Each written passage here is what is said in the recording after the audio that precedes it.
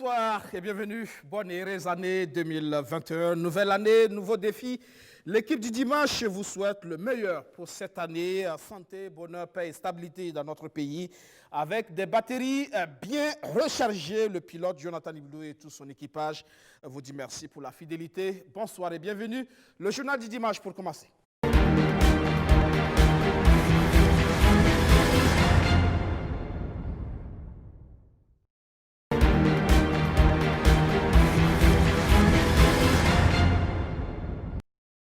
Trois invités ce soir. Siaka Koulibaly, notre analyste politique, bonsoir. Bonsoir.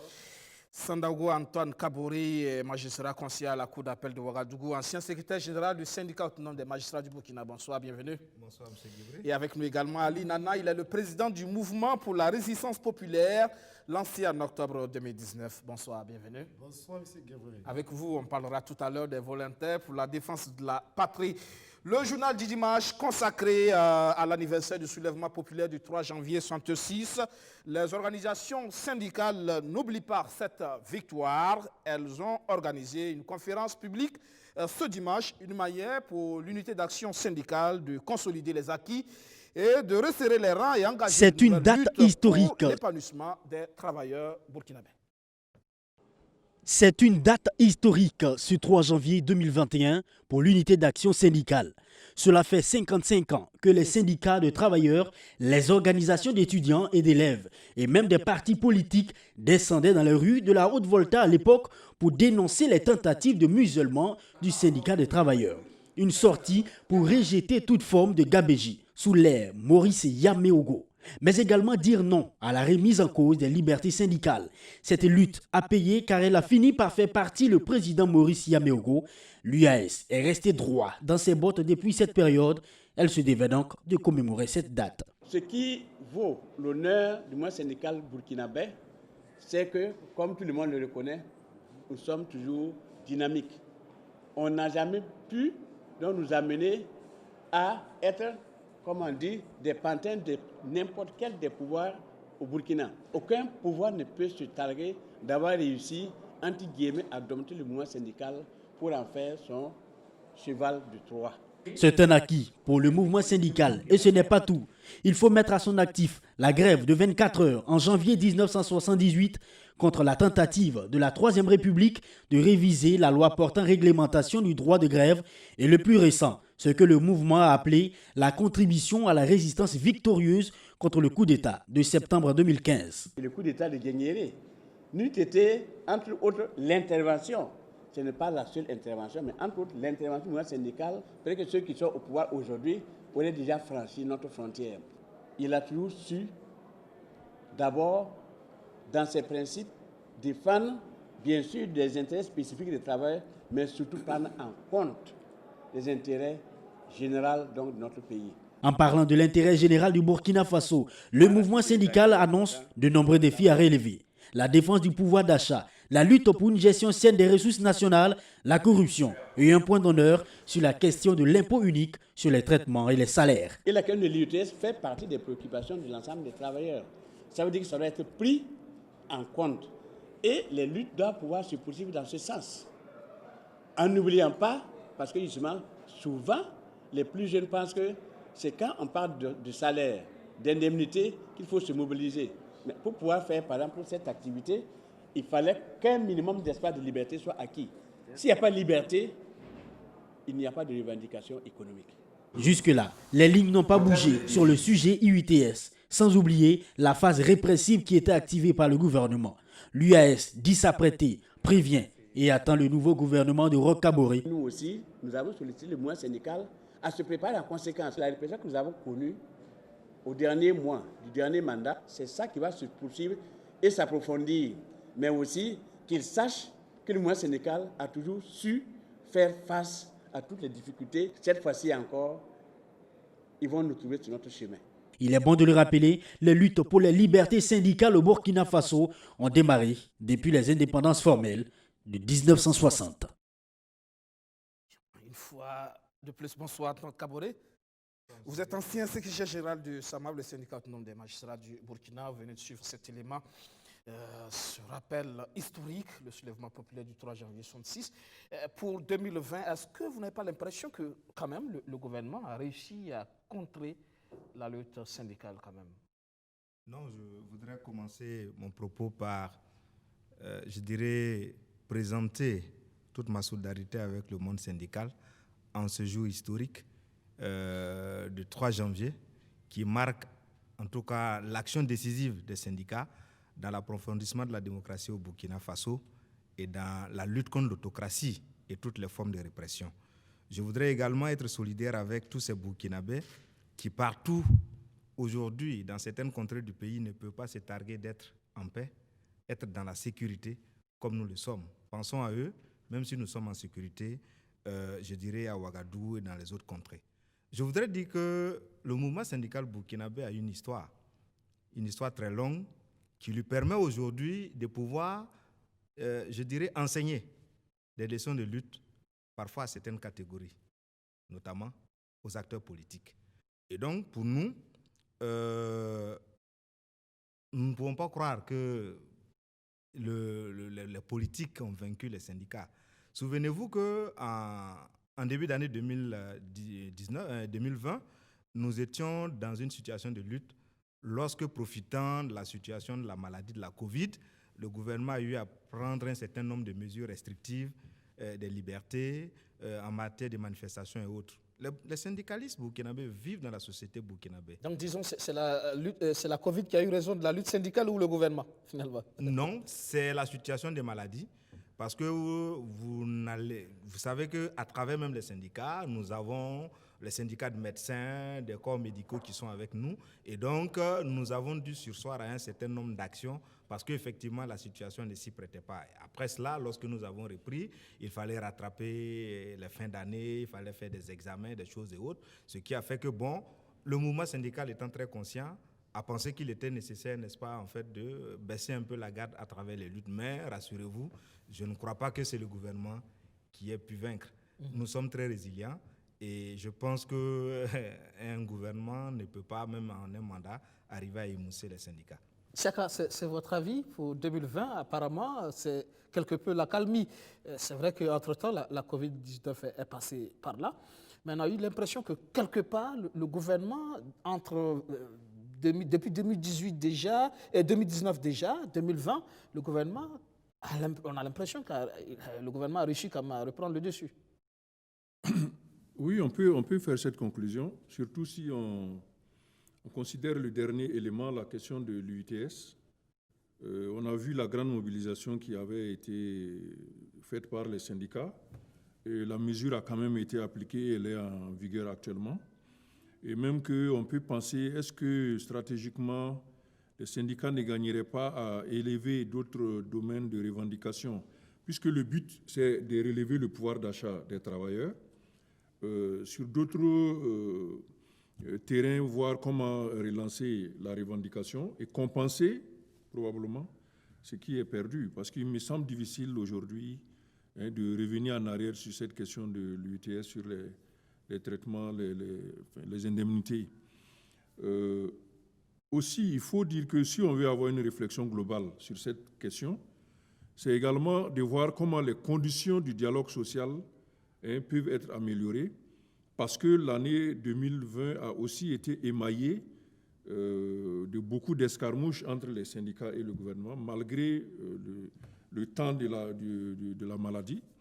Donc, si on veut faire l'analyse du point de vue de l'intérêt général, on a intérêt à ce qu'on normalise un petit peu ce dialogue social-là, de sorte à éviter les conflits inutiles et faire en sorte que le dialogue social soit plus fructueux et rapporte plus à l'économie nationale et au bien-être aussi du pays. Et réalisme oblige, Antoine Kaboré, est-ce que justement, toute l'année 2020, en tout cas l'UTS, l'impôt unique sur les traitements et salaires a été appliqué sur les primes et indemnités au niveau du public? Peut-on encore revenir sur cette revendication, même si les syndicats restent sur leur position, la suppression de l'UTS, aussi bien au privé qu'au public? Non, je pense que c'est une revendication assez constante parce que si vous avez regardé un peu l'historique par rapport à ces revendications, le fait était très constant qu'il y y a eu des acquis en termes de réflexion par rapport à la non-application, n'est-ce pas, de l'indemnité pour ce qui concerne le public. Le débat était comment est-ce qu'on fait en fait pour travailler à ce que ce qui était déjà appliqué au privé, le gouvernement puisse prendre des mesures en fait pour revenir sur ces questions. Je voudrais vous dire une chose assez simple. Le gouvernement en 2020, peut-être dans une logique de populisme électoraliste, a adopté un certain nombre de comportements qui sont hors légalité. On a utilisé la technique du forcing, la technique de l'arbitraire, effectivement, pour arriver, entre griffes, à faire croire qu'on peut faire reculer les mouvements syndicaux, les mouvements de syndicats par rapport à la lutte. Je prends tout simplement ce qui concerne notre domaine. Vous avez des acteurs au niveau de la justice qui ont eu à respecter des mots d'ordre de grève parce que les syndicats l'ont demandé. Mais ils ont obtenu ou ils ont été victimes de retenues, parfois de 40 à 50% sur leur salaire pour 3 à 4 jours de grève. Et quand vous discutez en aparté, certains membres du gouvernement sont très heureux de vous dire que les syndicats font des frappes chirurgicales, donc eux aussi ils en font. Donc vous voyez un gouvernement qui se délecte de l'illégalité, de l'arbitraire. Est-ce de l'illégalité? Si, c'est quand même non. un gouvernement qui Les reste c'est quand même la République. Les textes sont respectés. Le gouvernement, il fait tout sauf respecter la légalité. Ça, je peux vous le dire. Et je mets quiconque au défi, au niveau du gouvernement, de vouloir mener ce débat. Les syndicats seront très prêts à le relever. Et ce que nous avons compris, moi personnellement comme message, c'est que par sa position, on peut faire de l'arbitraire pour arriver à vaincre l'autre. Mais la question que je me pose, mettons-nous dans une logique où les travailleurs, surtout les agents publics de l'État, décident un jour d'utiliser leur pouvoir pour, dans l'arbitraire, contrer les attaques qu'ils reçoivent. Certains partiront peut-être d'ici demain ou après-demain, ne seront plus ministres.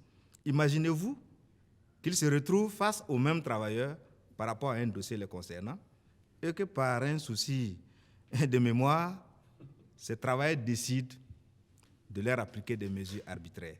Cela ne serait pas bon. Mais je peux vous rassurer, les syndicats sont très matures. Les ministres viennent, ils partent, mais ils laissent les travailleurs dans l'administration. C'est cette maturité qui fait que nous ne franchissons pas un certain Rubicon que parfois les membres du gouvernement franchissent, et quand nous on les regarde, on se demande en réalité est-ce que certains ne devraient pas prendre des cours de responsabilité avant d'accéder à certaines fonctions. Nous le disons parce qu'il ne faut pas croire que lorsque l'État vous donne une parcelle de pouvoir, vous êtes en mesure d'écraser les autres en dehors de la loi. Vous avez vos fonctions, vos pouvoirs de par la loi.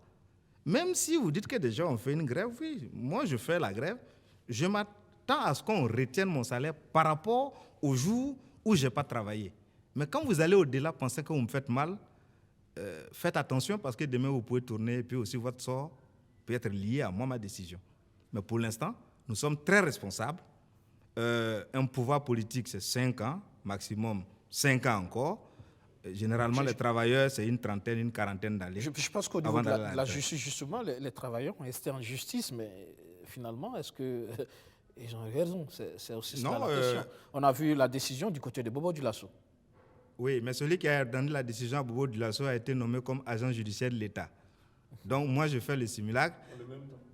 Donc, vous rendez une décision favorable au gouvernement et quelques jours après, vous devenez l'avocat du gouvernement. Moi, je vous laisse commenter. Je ne rentre pas dans les détails. Mais ce que je peux vous dire, les procédures que les magistrats ont initiées, il y avait 2 volets.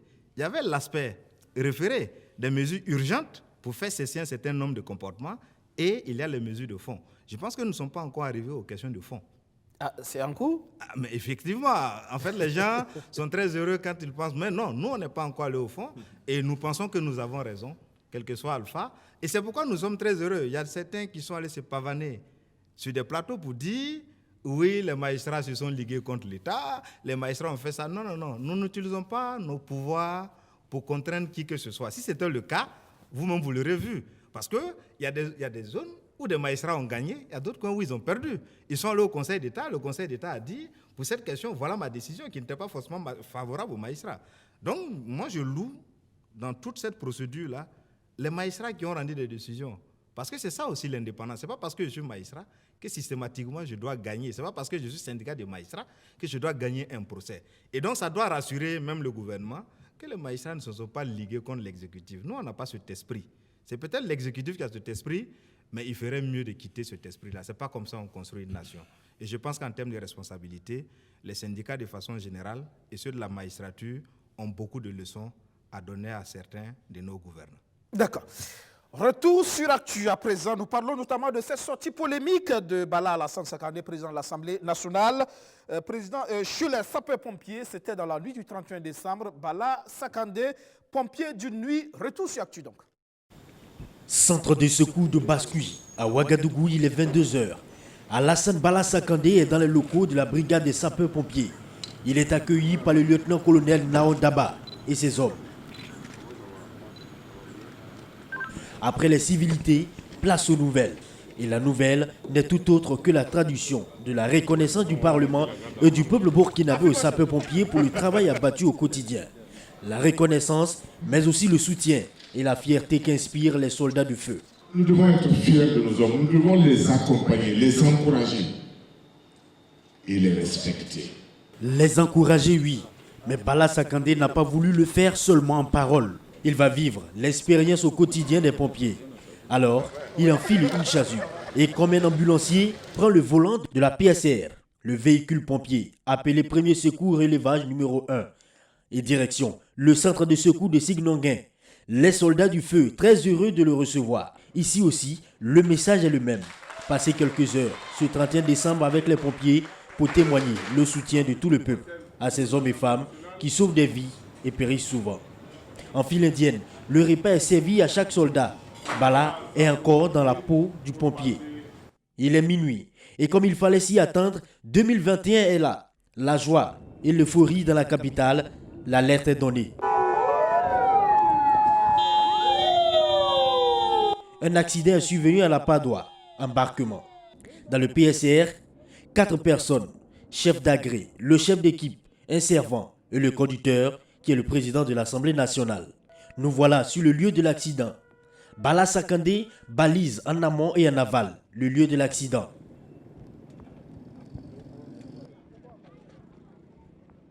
En bon sportif, descend le brancard. Les premiers soins sont effectués sous le regard observateur de Bala Sakandé. Puis prête main forte aux collègues. Ça y est, le malade est stabilisé. Retour en ambulance.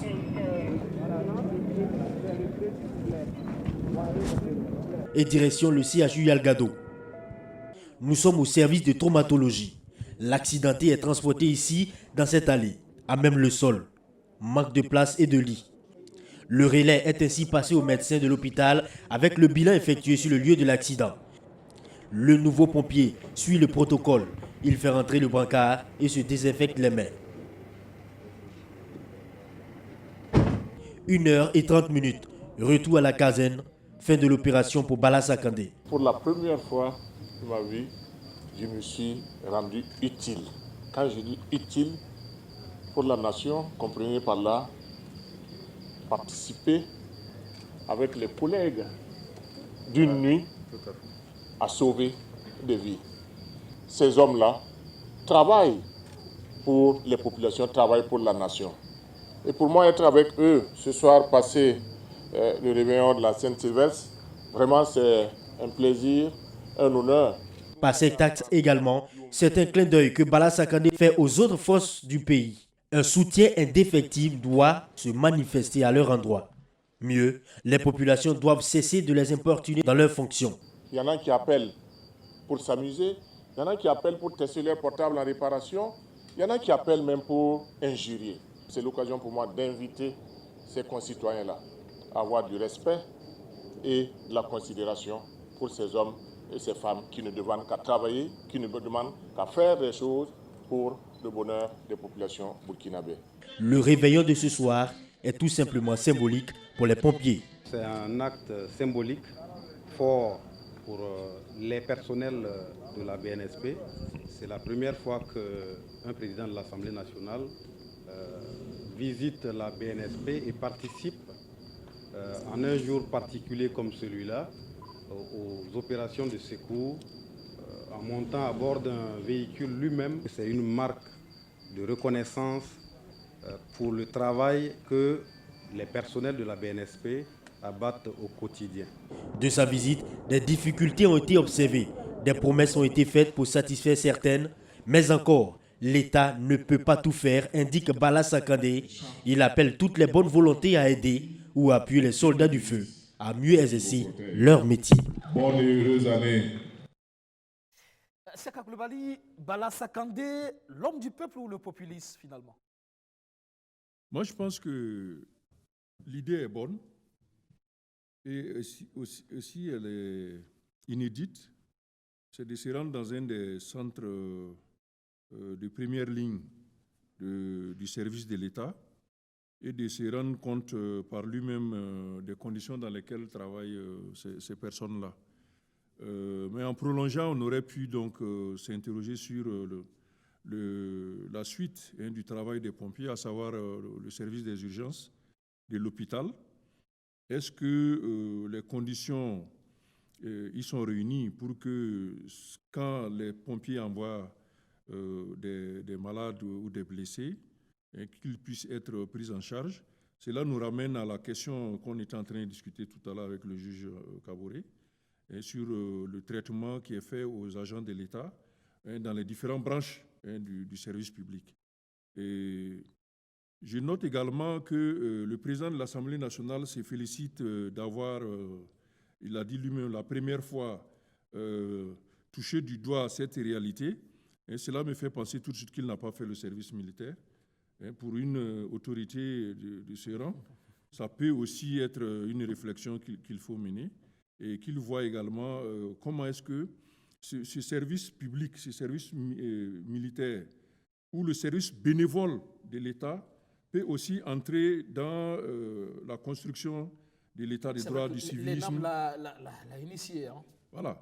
Donc, c'est toute une réflexion que je cherche à mener à partir donc, de cet élément-là, pour voir comment, s'il juge nécessaire d'accompagner les sapeurs-pompiers, comment les jeunes ou les agents publics qui arrivent nouvellement peuvent aussi faire ce travail donc, de service public-là, de sorte que l'esprit public rentre dans toute l'administration et qu'au final, on ait des services qui soient peut-être pas forcément efficaces en termes de matériel, mais au moins du point de vue humain, qu'il y ait moins de heurts entre ceux qui travaillent et ceux qui bénéficient de ce travail-là. Antoine Kaboré, le chef du législatif là, qui passe cette nuit avec les sapeurs-pompiers, c'est vrai, la charge symbolique est là, mais ça lui permet de toucher du doigt la réalité. C'est vrai que sa sortie fait polémique. Il y en a qui estiment que c'est du populisme tout simplement.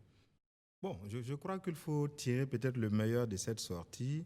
En tant que chef du Parlement, c'est eux qui sont amenés à consentir l'impôt, à voter la loi de finances. Donc pour moi, le fait d'être parti voir comment est-ce que les services de la protection civile, en particulier les pompiers, travaillent, et en connexion avec les services des urgences, comme M. Coulibaly le disait, devrait permettre, en tout cas pour moi, de se traduire dans les lois de finances qui viendraient. Et donc aider, des idées de texte justement par aider ces acteurs. Cette question des urgences ou des malades Absolument. On a vu par exemple une opération de police-secours. Je pense qu'il faut aussi travailler par exemple à équiper nos services de SAMU pour les interventions médicales rapides, mais aussi à faire en sorte que lorsqu'on arrive dans les services d'urgence, qu'il y ait des prises en charge immédiates. Ce sont des réponses qui doivent être apportées. Donc si cette sortie permet de déboucher sur des solutions telles que nous, par rapport au progrès que nous soulevons, je dirais Dieu merci. Sinon, bon, on dira que peut-être c'est une action pour un peu se faire voir. Mais je pense que c'est bon d'aller. On est dans la dynamique de 2025 peut-être? Non, ne condamnons pas a priori l'action de M. Bala. Peut-être attendons M. Bala au pied du mur. Si dans la loi de finances 2022, on ne voit rien changer pour les pompiers et les services d'urgence, on pourra en tirer les leçons. Et voilà. Regard dans le rétroviseur. Que retenir de la scène politique en 2020, justement? Incontestablement, il y a eu les élections couplées du 22 novembre. Monsieur Kaboré Roch Christian Marc avec 57,87% des suffrages, est déclaré élu provisoirement dès le premier tour comme président du FASO. Le 26 novembre 2020, soit 4 jours après le vote, la Commission électorale nationale indépendante proclame les résultats provisoires de la présidentielle, résultats confirmés le 18 décembre par le Conseil constitutionnel. L'exercice est répété pour les législatives dans le même ordre. C'est l'avant-dernier acte d'un processus électoral qui aura marqué l'année 2020 au regard des enjeux et du double contexte sécuritaire et sanitaire ambiant. 13 candidats sont en lice pour briguer le fauteuil présidentiel, parmi eux une seule femme. La campagne électorale fut palpitante, elle va durer 3 semaines. 21 jours durant lesquels les candidats vont rivaliser en mobilisation de foules immenses et en proposition de projets de société, des plus pertinentes aux plus curieuses, des plus idéalistes aux plus réalistes. Dans le fond, ça sera un tir groupé sur les MPP et le président Roch Marc Christian Kaboré. Le bilan du quinquennat est jugé négatif, notamment par les principaux challengers que sont le CDP et l'UPC. Le chef de l'État se défend et contre-attaque parfois, le tout dans une ambiance correcte. Contrairement au jour du vote où des cas d'irrégularité sont constatés ça et là, sans oublier les cafouillages organisationnels à plusieurs endroits dans les bureaux de vote. Conséquence, l'opposition menace de ne pas reconnaître les résultats qui seront proclamés. On assiste même à un blocage du processus car les commissaires de l'opposition à la CENI claquent la porte en pleine proclamation des résultats. Mais au bout du compte, il y aura plus de peur que de mal. Au soir du 26 novembre, plusieurs candidats vont féliciter le président réélu, favorisant ainsi la décrispation de la situation. Plusieurs observations ont caractérisé le processus. D'abord, la victoire du MPP avec un score meilleur qu'en 2015. Roch Marc Christian Kaboré écrase presque ses adversaires. Le chef des files de l'opposition politique qui change de leader. Le CDP et Eddy Komboigo remplacent Zéphirin Diabré et l'UPC qui s'effondrent littéralement. L'Assemblée nationale, largement aux couleurs de la majorité présidentielle, les scores très faibles des petits candidats et du candidat indépendant. Il y a aussi les grandes premières, le vote des Burkinabés de l'extérieur, le vote des détenus jouissant encore de leurs droits, le vote non tenu dans de nombreuses localités sur toute l'étendue du territoire national du fait du terrorisme. L'autre information, c'est que pour la deuxième fois après 2015, le Burkina Faso a su éviter le piège de la violence électorale dans lequel ont plongé certains pays de la sous-région. Des questions demeurent cependant. Comment le président réélu va-t-il gouverner? Avec qui? Dans quelques semaines sans doute, un début de réponse avec la formation du premier gouvernement du deuxième quinquennat de Roch Marc Christian Kaboré. Antoine Kaboré, beaucoup d'incertitudes liées aux crises sanitaires et sécuritaires. On pensait qu'on allait vers un report de ces élections. L'Assemblée nationale l'a d'ailleurs proposé entre-temps. Finalement, elles ont eu lieu, elles ont produit des résultats acceptés par tous, malgré les irrégularités constatées ça et là, et avec une nouvelle configuration de la scène politique. Quelles leçons tirées finalement de ces élections? Je peux dire que le Burkina s'est montré résilient pour continuer à routiniser, n'est-ce pas, les processus, n'est-ce pas, électoraux comme mode de dévolution du pouvoir dans l'État. On peut s'en féliciter, même si au départ, des débats ont eu lieu pour savoir s'il fallait, oui ou non, tenir les élections lorsqu'une partie du territoire, effectivement, est occupée dans un contexte de crise sanitaire ou une difficulté majeure de faire participer nos Burkinabés de l'étranger, comme on aurait souhaité, au processus électoral. Mais je pense qu'au-delà, n'est-ce pas, de ce satisfait, il faut tirer des leçons. Je note que dans le processus, depuis qu'on a la CENI, dans la forme actuelle, avec les 3 composantes, on a connu pour cette composition de la CENI pas mal de difficultés qui doivent déjà nous alerter sur les réflexions profondes que nous devons mener pour pouvoir éviter que des contestations des processus électoraux soient dues aux institutions chargées de les organiser. C'est vrai que vous vous intéressez personnellement à cette question de l'institution chargée de l'organisation des élections, justement, dans vos études. Absolument.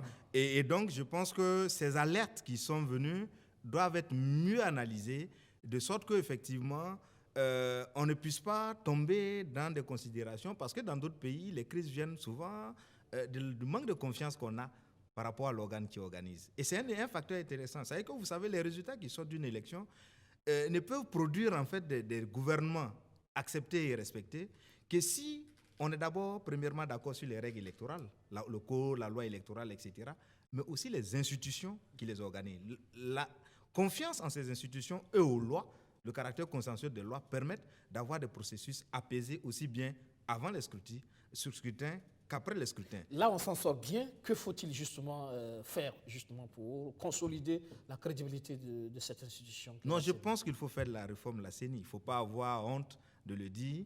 Le modèle de la CENI que nous avons eu a fait son temps, mais au fur et à mesure que nous avançons, ce modèle-là rencontre des difficultés.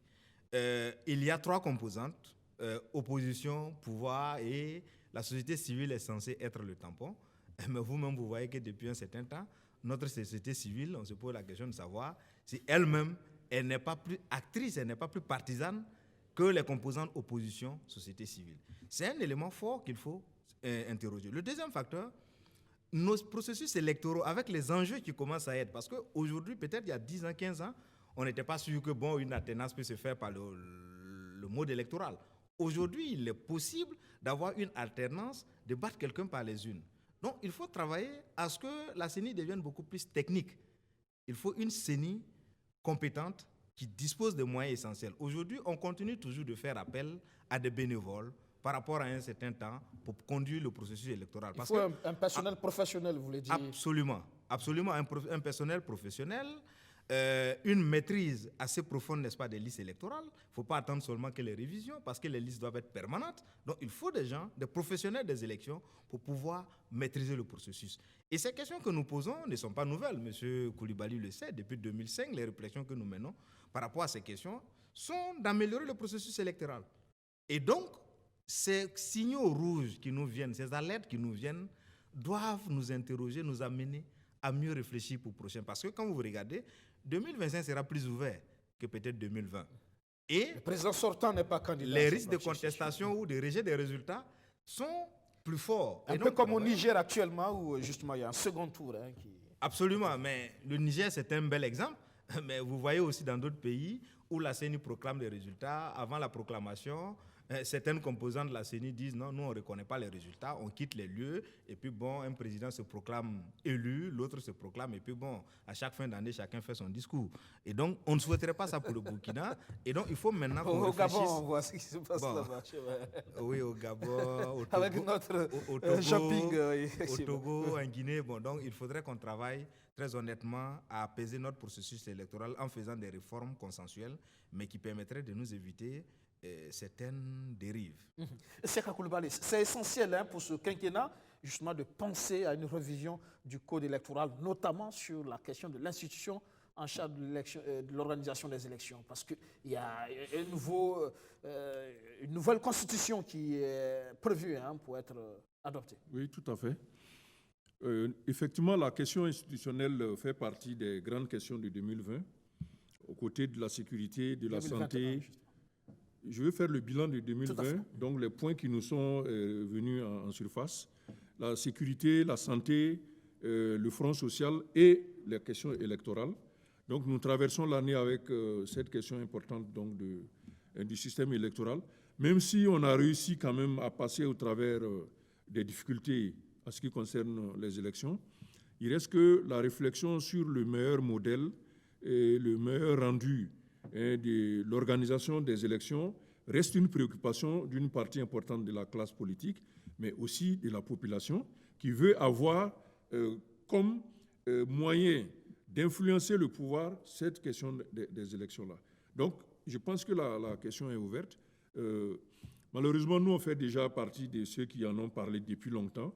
Donc, le fait d'en parler aujourd'hui, ce n'est plus une nouveauté pour les uns et les autres. Il faudrait peut-être que nous réussissions à saisir l'opportunité de cette question de réconciliation dont le chef de l'État parle de plus en plus à l'heure actuelle, pour en faire une opportunité de réforme profonde. Aussi bien dans les principaux secteurs, la séparation des pouvoirs, compléter la question donc, de la justice et aussi cette question des élections, et en plus donc, du climat social et du climat politique, pardon, dans lequel se déroule la vie politique nationale. Et à mon avis, quand je fais le point à mon humble niveau, hein, c'est de voir que ce n'est que cette opportunité-là qu'il faudrait que plus d'acteurs commencent aujourd'hui à revendiquer, de sorte que d'ici la fin du premier semestre 2021, on puisse engager effectivement, ne serait-ce que la réflexion sur les principales réformes que nous devons mener pour conférer au pays plus de stabilité. Je ne dis pas que le dialogue politique, le dialogue national va résorber les difficultés. Par exemple, la question sécuritaire est une question qui nous est arrivée donc, un peu de l'extérieur. Mais au moins, il faut rationaliser le fonctionnement de la gouvernance nationale, notamment à travers la question du climat politique et de la fronde sociale. Si on réussit au moins à désactiver ces deux niveaux d'ébullition, on peut sereinement avancer vers les autres questions, sécurité, santé, économie.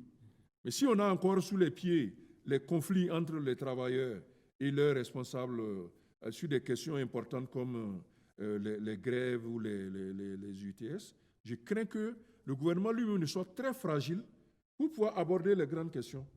Et malheureusement, 2020, si on a un certain bilan qui est jugé mitigé par certains, c'est lié à ces aspects-là.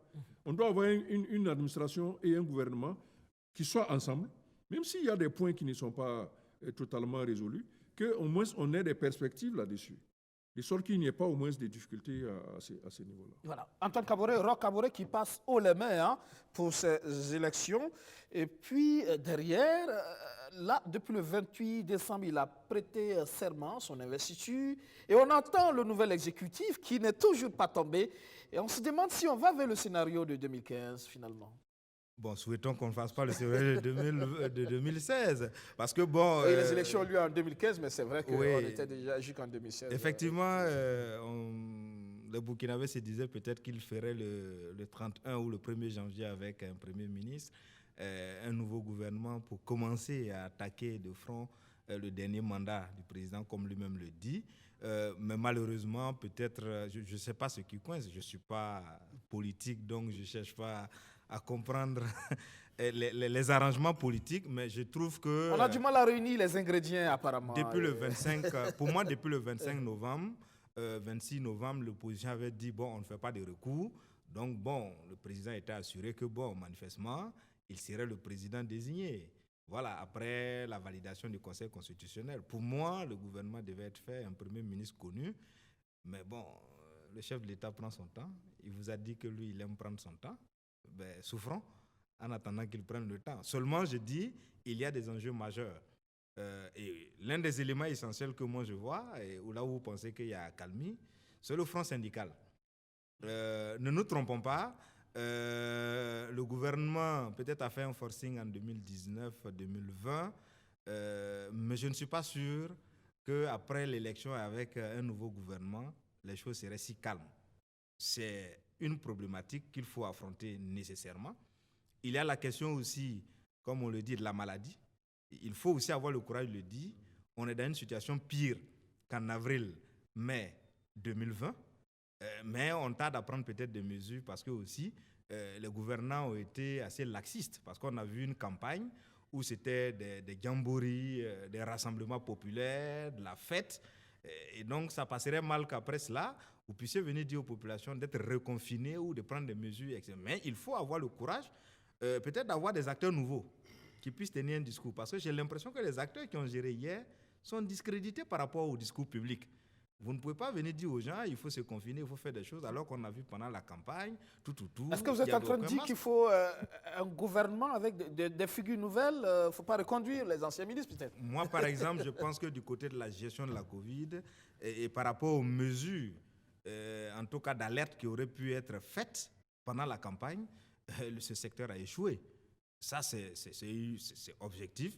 Moi, un ministre qui laisse passer ces choses, un gouvernement qui vient me dire demain que la maladie est là, il faut que moi me restreigne dans mes libertés, je serai plus enclin à résister que si c'est une nouvelle personne qui me tient un discours nouveau. C'est ce que je dis. Et donc, la maladie, il faut parer au plus pressé parce que les contaminations sont en hausse par rapport à ce qu'on a connu avant. Mais on fait semblant de croire que, bon, il n'y a rien, le gouvernement est assez Mais on pense quand même faible. que c'est un exécutif, pour certains, les partisans du pouvoir, c'est un exécutif qui a quand même su tirer son épingle du jeu. Et c'est peut-être le bilan de cet exécutif qui a été à la base de la réélection du président Roch Kaboré. Et donc, on ne change pas une équipe qui gagne. Non, il y a eu beaucoup de facteurs. Moi, quand je regarde, et c'est un élément que j'allais tirer, il faut qu'on casse et vite la politique du big man. Il faut accumuler des ressources et puis les redistribuer et puis bon, se faire une surface. Et je crois que tous ceux qui ont été attentifs par rapport aux élections ont vu que des mémoires de Burkinabé, c'est la première fois où vraiment les questions financières, les questions de ressources financières ont été fortement un élément. Et ceux qui étaient dans des positions de pouvoir ont pu tirer leur épingle du jeu. Ceux qui étaient loin des arcanes du pouvoir aussi, vous voyez aussi les résultats mitigés. Et donc ça, ce sont des éléments. Donc bon, bilan, certainement, mais quand vous regardez, moi je suivi un peu, peut-être de loin, les questions de campagne, c'était moins des questions de bilan que toute autre chose. Hein. Voilà, donc je crois très sincèrement, et le président lui-même l'a dit, moi c'est ce que j'ai retenu de son discours lorsqu'il dit qu'il faut réhabiliter l'action des politiques.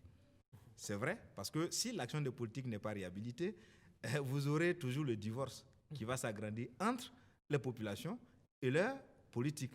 S'il lui-même le dit, à ce niveau de responsabilité, je pense que les choses sont assez graves. Il faut faire de la rupture, à votre avis. Il faut que les politiques se réhabilitent pour pouvoir avoir la confiance des populations. Et c'est ça qui va sauver nos institutions. Parce que, en fait, dans toute, je dirais dans quoi, dans tout système politique, dans tout système étatique, il y a des coups qui peuvent arriver. Mais ce qui est important pour les systèmes, c'est leur résilience, la capacité d'encaisser les coups. Et généralement, ces capacités-là, c'est parce que les institutions et les acteurs politiques eux-mêmes il n'y a pas une distance très nette, grande entre elles et les populations. Si aujourd'hui vous avez un renversement de régime, comme vous avez vu au Mali, ceux qui devraient être les premiers à sortir et à défendre, c'est les populations. Mais si les populations pensent que vous êtes une classe à part et que vous ne faites pas leur affaire, personne ne bougera. Il y a de la résilience quand même, non, Antoine, pour cet exécutif durant ces 5 ans. À un moment donné, on a pensé que définitivement, ils n'allaient pas pouvoir terminer le mandat, mais finalement, ils y sont. On a même réussi à... Mais personne n'a revendiqué que le régime parte. Absolument non. En fait, les luttes, les gens posaient des préoccupations par rapport à des positions traditionnelles. Voilà. Maintenant, s'il y a des positions qui vont dans le sens de dire, vous quittez, c'est là où on peut mesurer peut-être la capacité de... Mais je pense qu'il est bon que nous réhabilitons nos institutions et nos hommes politiques, qu'il y ait beaucoup plus de vertu dans l'action publique, beaucoup plus de vérité dans la parole publique, beaucoup plus de sincérité. C'est ce qui va réhabiliter les acteurs vis-à-vis des populations. D'accord. C'est donc la question. Quel exécutif pour ce dernier quinquennat de Roch Kaboré? Alors, comme on le sait, c'est une question qui relève du chef de l'État lui-même, surtout qu'il vient d'être réélu. On l'attend donc sur ce chantier, qui sera, je pense, la première marche de la façon dont il va aborder ses seconds mandats et peut-être tenter de relever et non plus de préparer une réélection. Parce qu'on doit toujours reprocher le choix des hommes pour ce premier quinquennat. Toutes les 5 années ont effectivement été concernées par cette question. Même quand le juge Kaboré en parle, je crois qu'il se situe au niveau du gouvernement, où si on s'en tient aux avis qui ont été énoncés par les citoyens à travers vos reportages et à travers donc les réseaux sociaux, le gouvernement a été largement bousculé dans l'opinion pour diverses questions liées à la gestion du dialogue social, à la gestion donc de la maladie, etc., etc. Donc, et on se rappelle qu'il y a des pontes du parti qui a permis au président d'être élu en 2015, qui ont été nommés au gouvernement en 2016 et 2017 et ont dû quitter le gouvernement dans une conception populaire qui n'était pas tout à fait favorable. Il a aussi dû changer de Premier ministre en cours de quinquennat, ce qui montre que quelque part, l'équipe que le chef de l'État avait concoctée n'a pas été tout à fait à la hauteur donc, de lui-même, ses attentes, et en plus des attentes du Burkina.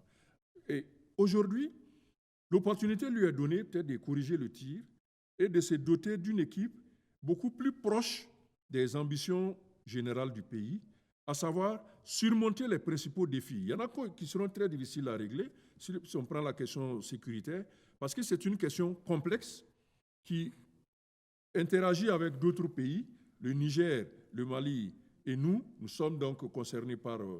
on apprend hier soir qu'une grosse attaque a eu lieu au Mali, au Niger, à la frontière avec le Mali, ce qui laisse supposer que nous n'avons pas fini avec la question sécuritaire.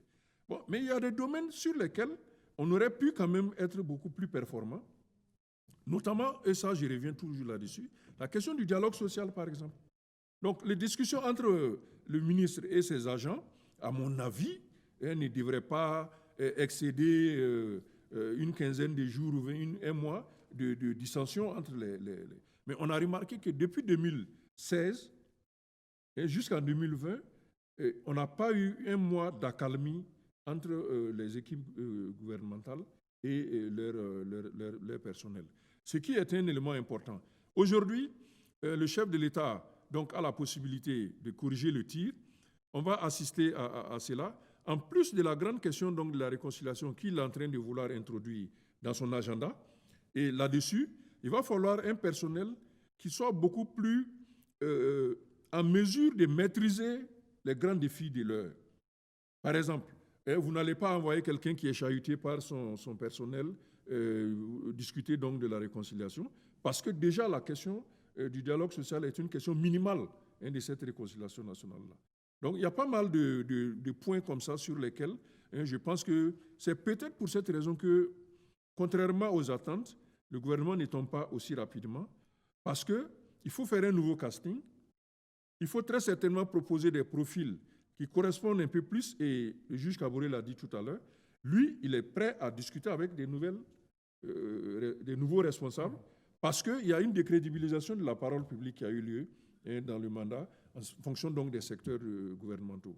Et là-dessus, il faut peut-être trouver un nouveau personnel qui ne soit pas trop différent de la classe politique qui existe, mais qui soit en même temps capable donc de résoudre les questions. C'est pour ça que je peux tolérer que le chef de l'État prenne encore quelques heures ou quelques jours afin de proposer une équipe qui soit beaucoup moins bousculée dans l'opinion et sur qui on peut commencer donc à évaluer au bout d'une centaine de jours, comme on le fait habituellement, et éventuellement au bout d'une année, si l'équipe n'est pas performante, qu'il prenne l'habitude, contrairement à ce qu'il a fait dans le premier mandat, d'échanger un peu plus facilement les acteurs qui lui fait travailler.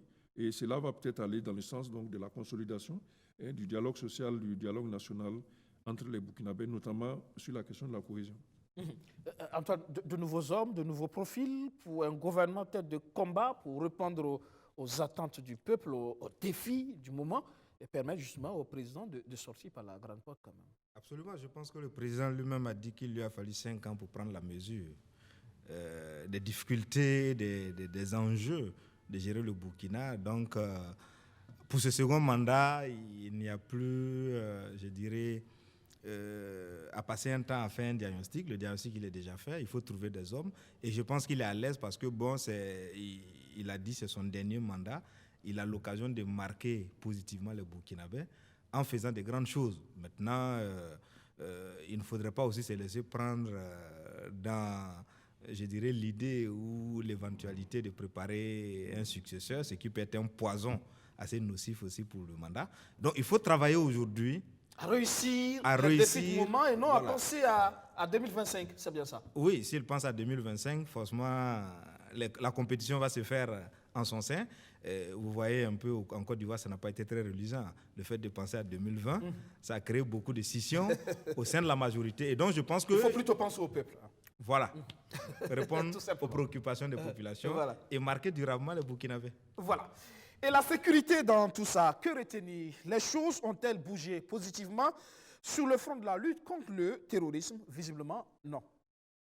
Le bilan sécuritaire en 2020 au Burkina Faso pourrait se résumer à ces chiffres sur la situation humanitaire à la date du 20 novembre. Le nombre de personnes déplacées internes est passé à 1 049 000, contre environ 560 000 à la même période en 2019, soit une augmentation de près de 88% en 12 mois.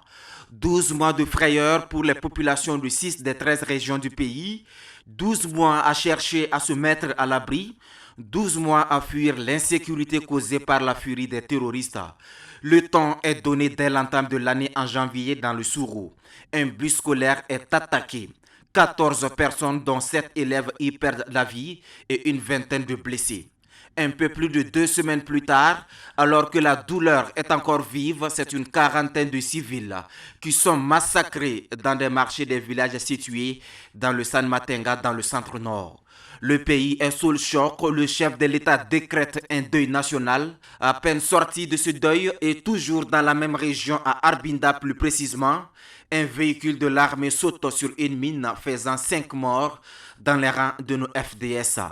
Et dans la foulée, le 21 janvier, l'Assemblée nationale adopte la loi autorisant le recrutement des volontaires pour la défense de la patrie afin d'appuyer les forces armées. Comme si les forces du mal avaient été poussées à bout à travers l'adoption de cette loi, leur réaction a encore été meurtrière. Le 25 janvier, 39 concitoyens sont tués dans une attaque perpétrée dans les environs du village de Silgadji dans le Sahel. Le premier mois de l'année va visiblement porter la poisse au prochain. En février, les violences terroristes sur les populations et les forces de défense se sont poursuivies. Au moins 70 personnes sont assassinées pour ce seul mois, dont 10 policiers le 29 février à Seba dans le Yaga. C'est la plus lourde perte humaine enregistrée à la police en une seule attaque. Une nouvelle vague d'indignation s'empare du pays. Les opérations de ratissage et de contre-attaque se multiplient également et se renforcent. Les FDS prennent le dessus sur le terrain des opérations. Des victoires sont annoncées, mais très vite, les chiffres sur ces nombreux terroristes neutralisés avec leur matériel sont oubliés au profit du lourd bilan des attaques du 8 mars. La vie de 43 civils est fauchée à Barga dans le Yatenga. La communauté Peul se sent visée et reçoit le soutien des organisations de droits de l'homme comme Amnesty International qui dénonce des exécutions extrajudiciaires. Elle accuse clairement nos FDS. En avril, après une enquête terrain, l'ONG réitère ces mêmes accusations, mais cette fois-ci dans plusieurs autres localités dont le Soum où Amnesty International a constaté l'arrestation et l'exécution de 31 habitants de Djibo. L'ONG Human Rights Watch, elle aussi, entre dans la danse. Elle enfonce le clou. Elle parle de 180 personnes tuées, mais en face, le gouvernement a plus ou moins nié les faits, mais annonce tout de même des enquêtes dont les résultats sont toujours officiellement indisponibles. En mai 2020, ce sont les 3 derniers jours du mois qui ont été infernaux pour le pays des hommes intègres. Un convoi de commerçants dans le Lurum, un marché dans la Kompienga et un convoi humanitaire dans le centre-nord subissent la méchanceté des hommes non identifiés. Bilan, plus de 65 morts en 72 heures. Du côté de la région de l'Est, ce sont 12 personnes interpellées pour suspicion de faits de terrorisme qui trouvent la mort dans leur cellule à la gendarmerie de Tanwalbougou. Cette fois-ci, les enquêtes ont livré les résultats. Les présumés terroristes n'ont pas été exécutés. Par contre, cet autre incident mortel au mois de juin, où le jeune Lionel Kaboui est atteint d'une balle, les résultats des enquêtes sont toujours attendus pendant que la famille de la victime est certaine que c'est une bavure de la gendarmerie. En juin, juillet et août, une relative accalmie s'installe, mais le harcèlement des positions de nos FDS et des populations se sont poursuivis. Le bulletin humanitaire de l'UNFPA fait cas d'au moins 21 attaques terroristes durant le mois d'août. Le mois d'août, au cours duquel une vingtaine de marchands du marché à bétail de Namungu dans l'Est ont été tués. Les ambassades au Burkina Faso sont en alerte, si bien que certaines redessinent la carte conseil aux voyageurs, à qui elles déconseillent plus de 70% des localités du Burkina Faso. En septembre, ce sont plutôt les inondations qui ont causé plus de torts au Burkinabé. Une quinzaine de morts, des milliers de Burkinabés sans abri. L'état de catastrophe naturelle est même décrété et une réponse humanitaire est organisée. En octobre, alors qu'ils pensaient leur zone sécurisée grâce aux nombreuses ripostes de l'armée, des déplacés internes décident de regagner le Bercail. Malheureusement, en cours de route, 25 d'entre eux sont abattus le 5 octobre à Piscila dans le centre-nord. 10 jours plus tard, un autre marché est attaqué à Gorgadji dans le Sahel, où une vingtaine de civils ont perdu la vie. Le mois électoral de novembre n'a pas été épargné. En pleine campagne, les partis politiques ont dû observer une suspension pour rendre hommage à 14 FDS tués dans l'Oudanlan. La sécurité était justement l'autre défi de ces élections qui n'ont pas pu se tenir sur plus de 17% du territoire représentant plus de 1500 villages dans 22 communes sur plus de 300 communes. 2020, une année épouvantable du point de vue sécuritaire, mais l'espoir est permis en 2021. En attendant un bilan chiffré des forces armées qui n'ont jamais baissé les bras au front en dépit de l'adversité, il s'y est de noter que les effectifs et le matériel militaire ont été renforcés et avec l'intention du chef de l'État d'amorcer une réconciliation nationale, il y a de quoi espérer que les Burkinabés sauront s'unir pour booster hors de nos frontières l'hydre terroriste. Sur le plateau du 7 Info ce soir, Ali Nana, président du Mouvement pour la Résistance Populaire, un mouvement lancé en octobre 2019. Vous venez tout droit de Bourzanga, dans le BAM, c'est bien ça? Exactement, à 152 km de Ouagadougou. Et là aussi, c'est une zone en insécurité. Hein. Plus ou moins. Actuellement, les gens vivent. Hein. Là, il y a la vie à Bourzanga, il y a la vie à Namsigia. Contrairement à certaines informations qui nous parviennent dans la capitale, le nord, le centre-nord sont vivables. C'est des zones vivables. Il y a la vie. Il y a la vie. Il y a la vie. Cela aussi, je suis parti certainement. la semaine passée, j'y étais jusqu'à Namsigia, seul. Et cette semaine encore, ce matin, et depuis hier, je suis parti à Namsigia, Bourzanga, Kongoussi, tout seul, et puis revenu. Et c'est le message que je veux faire passer, que les gens chassent, que contrairement à ce qu'on entend à Ouagadougou ici, il y a la vie au nord. Il y a la vie au nord. Mais il y a que aussi ces attaques sont des réalités, on ne peut pas les nier aussi, c'est une réalité. Mais cela aussi, grâce à l'action des volontaires pour la défense de la patrie, je sais que vous avez lancé l'appel et juste quelques temps après, en 2020, ça a été le fait majeur aussi dans la lutte contre le terrorisme, l'adoption de cette loi à l'Assemblée nationale. Vous l'avez sûrement accueilli avec beaucoup d'applaudissements. Exactement. Je voudrais, avant de commencer, j'ai commencé, sinon je voulais m'incliner effectivement devant la mémoire de ces victimes de cette barbarie et avoir un penchant pour nos forces de défense et de sécurité qui montent en puissance actuellement. Et au-delà de ça, je voulais rendre un vibrant hommage à la 7e législature qui, pour la première fois au Burkina Faso, a su voter à l'unanimité une loi qui concerne l'avenir, la sécurité de notre pays. Ça n'a jamais existé. Les volontaires pour la défense de la patrie. Exactement. On a pensé quelque part que ça pourrait créer une sorte de conflit entre FDS et VDP, mais finalement, la collaboration se passe bien sur le terrain. Hein. Absolument, très bien. La collaboration se passe très bien et jusqu'à présent, nous n'avons pas enregistré de dérives ou bien de manque de confiance entre ces deux composantes. Donc, c'est ce que je disais dès le début. Nous sommes arrivés à une situation où il fallait trouver une formule intermédiaire. Baisser les bras au péril ou encore trouver une formule pour venir en aide à nos forces de défense et de sécurité pour effectivement, parce que la nature des attaques était de telle sorte qu'il fallait une implication directe de ces populations-là pour non seulement dans le domaine des renseignements, mais dans le domaine aussi de la maîtrise du terrain. Si bien que quand la loi a été votée, nous avons applaudi parce que nous avons eu raison en octobre 2019. Et un mois après, plus ou moins 26 jours après, le président du Faso, effectivement, après l'attaque meurtrière de Bongou, a effectivement appelé les Burkinabés à s'unir autour de l'essentiel, à savoir nos forces de défense et de sécurité. Et on se rend compte que justement, c'est une contribution qui s'avère assez intéressante. Comment vous mesurez aujourd'hui l'apport des VDP sur le terrain? C'est un apport inestimable. Et je voulais effectivement remercier la hiérarchie militaire qui travaille réellement à l'encadrement de ces volontaires-là. Parce qu'au début, dans le contenu de la loi, on a dit que la formation des 2 semaines était insuffisante. Nous avons dit, certes, cette formation est insuffisante, mais c'est une formation continue. Il était question, effectivement, de donner les b.a.-ba en matière de guerre à ces volontaires-là et les amener sur le terrain et continuer la formation, tant sur le plan militaire que sur le plan des droits humains. Parce qu'au début, effectivement, l'inquiétude des Burkinabés, c'était quoi? Qu'il y ait des dérives, qu'il y ait des exactions de ces volontaires-là. Mais Dieu merci, aujourd'hui, l'encadrement est très propre et aujourd'hui, quand on regarde, on sent une collaboration directe entre nos forces de défense et de sécurité et ces volontaires-là qui travaillent actuellement en parfaite symbiose. Et des volontaires qui payent aussi le litre tribut. Mais écoutez, c'est le prix à payer. Et aujourd'hui, ces volontaires n'ont pas peur de mourir pour défendre ce pays. Ils n'ont pas peur parce qu'il n'y avait pas de solution.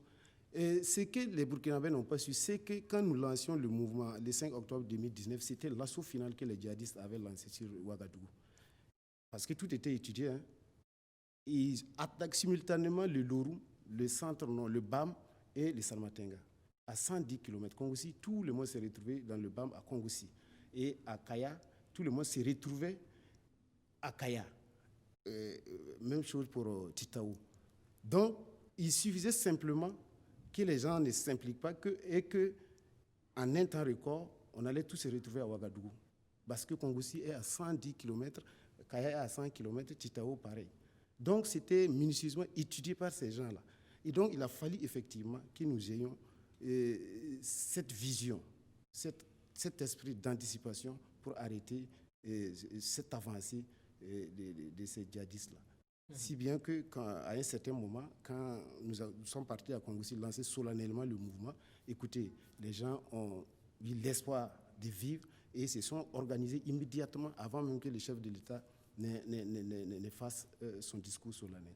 Donc, mais même si vous avez suivi tout récemment, dans le discours solennel du président du Faso lors de son investiture, parmi les 10 axes qu'il a évoqués, il a parlé en premier lieu d'assurer la sécurité de tous les Burkinabés et de faire de telle sorte que tous les déplacés internes retrouvent la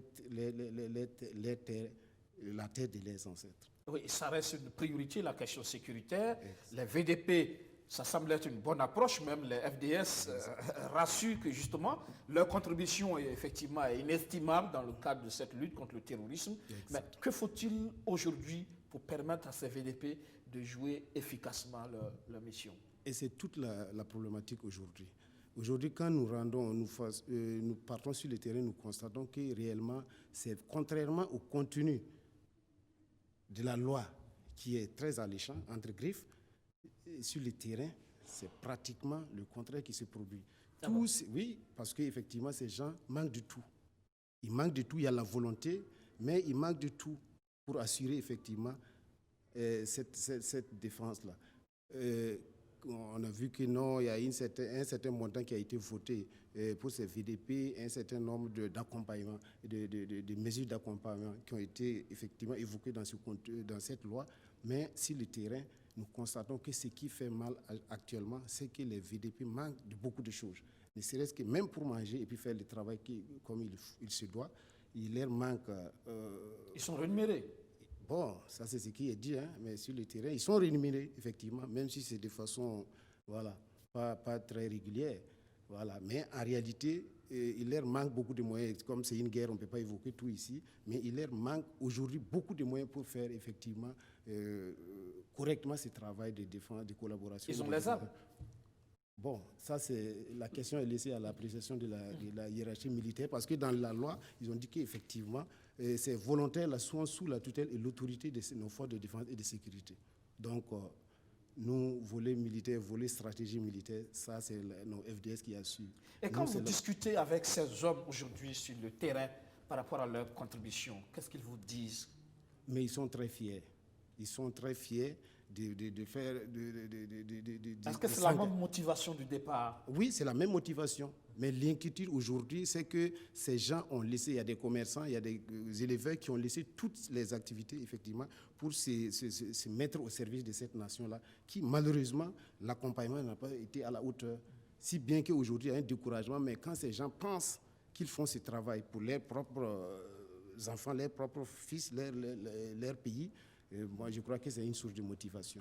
Sinon, en réalité, si on allait se baser sur ce qui est proposé pour ces volontaires, je crois que, bon, s'il n'y avait pas d'engagement ou la notion du patriotisme, on n'allait pas arriver à ces résultats. Et je voulais même revenir un peu sur l'élément. Je crois que ça, l'élément date au moins depuis mai. Parce que quand vous regardez, vous prenez le Lorum, vous prenez le Bam, vous prenez les Salmatenga, il y a eu une baisse substantielle des attaques. Et la nature même des attaques a changé. Avant, il était question que des individus se mettaient sur des motos, qui venaient, qui tiraient, et qui arrivaient effectivement à faire partie des villages. Mais aujourd'hui, écoutez, c'est ces VDP-là qui font le contraire. Les VDP partent sous le contrôle de nos FDS, partent chercher l'ennemi là où il est.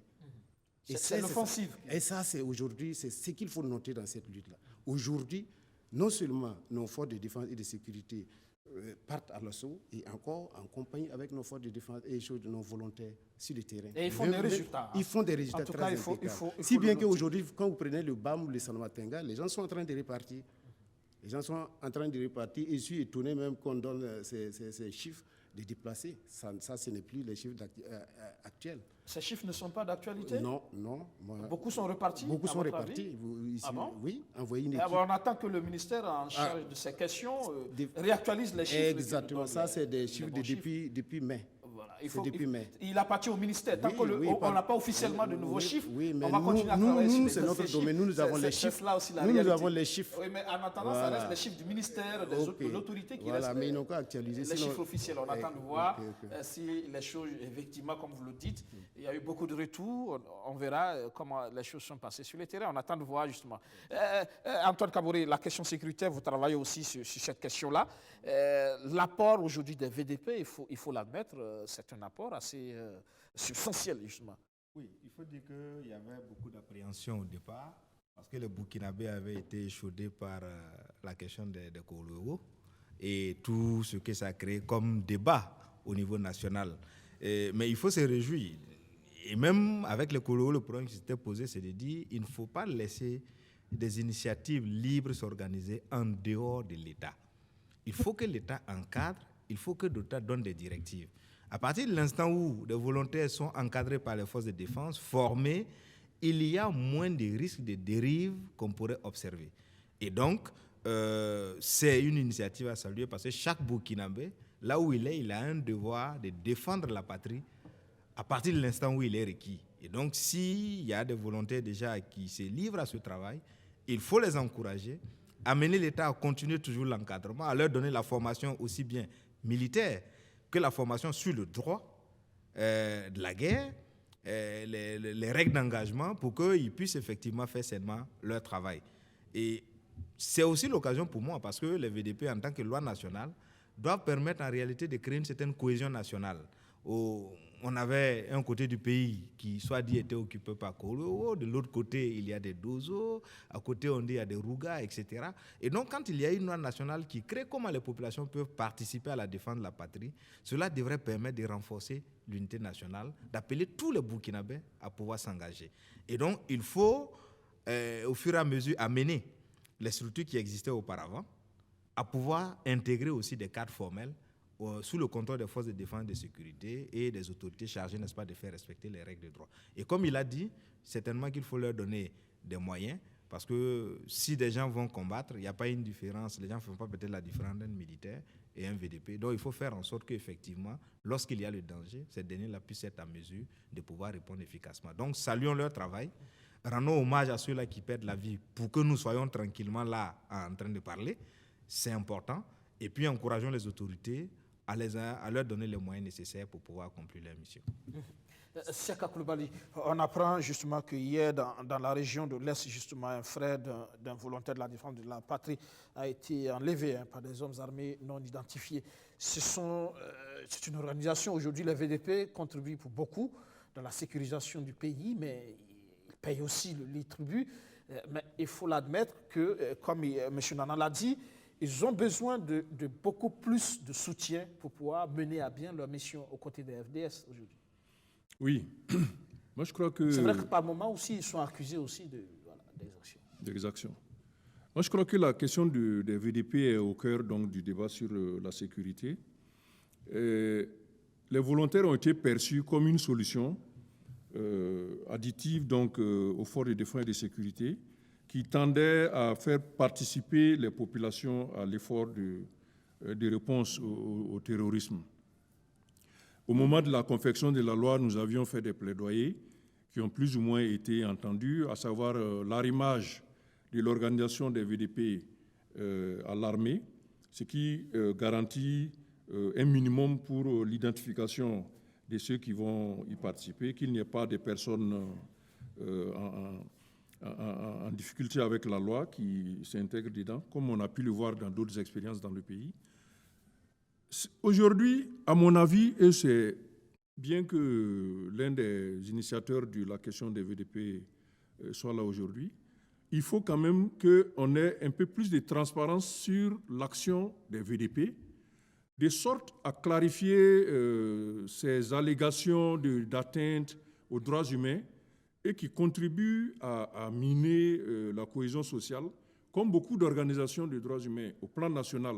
Je vais citer le CISC, je vais citer le MBDHP, l'ont relevé, accompagné des organisations internationales comme Amnesty International, Human Rights Watch, etc., etc. Donc, si on a plus de transparence sur l'action des VDP, en termes peut-être de cibles atteintes, que ce soit pendant des combats ou des arrestations, peut-être que cela va renforcer l'image que l'on peut avoir de ces VDP-là et qu'il n'y ait pas d'association avec les violences intercommunautaires qui se sont invitées dans la question sécuritaire à partir de 2019, notamment à partir d'Irgou, après Arbinda, etc., etc. Pour en revenir au bilan sécuritaire, moi j'aimerais partager l'enthousiasme de Nana, mais je crains que les indicateurs qu'on a utilisés jusqu'à présent, qui sont les déplacés, qui sont les écoles, tant qu'on n'a pas d'avancée sur ces questions-là en termes statistiques officiels, il va être difficile d'être enthousiaste pour dire oui, aujourd'hui, le Nord, ça va, les gens vivent, etc., etc. C'est vrai qu'en tant que ressortissant de ces endroits-là, vous êtes en mesure de donner des informations, mais pour ceux qui ne sont pas de ces zones-là, on peut se demander, est-ce que dans le Sanmatenga, en dehors de Barsalogo et de Kaya, est-ce que les gens occupent les villages? Donc ce sont des indicateurs comme ça qui permettent de savoir que effectivement l'apport des VDP a été salutaire pour la résorption de la question sécuritaire. Les VDP mènent des missions, ils sortent, ils vont faire donc des actions, mais est-ce que pour autant, ça nous permet donc de dire aujourd'hui, avec ces VDP, nous en avons fini avec au moins une partie de la question sécuritaire. Je termine avec la question des moyens.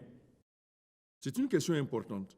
Je pense que si les VDP sont connectés au ministère de la Défense, c'est peut-être pour cette raison que les questions de moyens évoquées tardent donc à être résolues. Parce que, comme on le sait, les moyens, notamment les moyens militaires, sont fonction d'un statut juridique.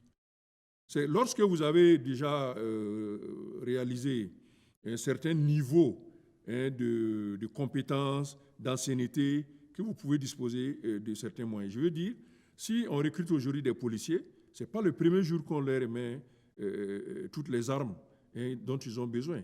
C'est au fur et à mesure, en fonction des responsabilités, que ces moyens-là leur sont prodigués. Ceci dit, moi, l'idée de faire participer la population à l'effort de guerre contre le terrorisme, je suis parfaitement d'accord là-dessus, mais je reste, disons, très proche de ces questions que les interventions militaires, que ce soit les forces de défense et de sécurité classiques, les Koroluego ou les VDP, qu'elles n'aggravent pas les questions de cohésion sociale.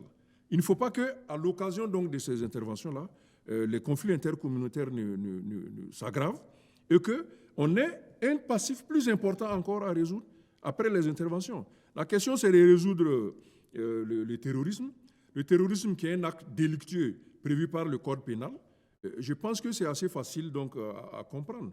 Si par aventure il y a d'autres externalités donc, de l'action de la lutte antiterroriste, notamment à travers les VDP, cela va contribuer aggraver donc, le passif de la cohésion sociale et on aura beaucoup plus de difficultés à les résoudre.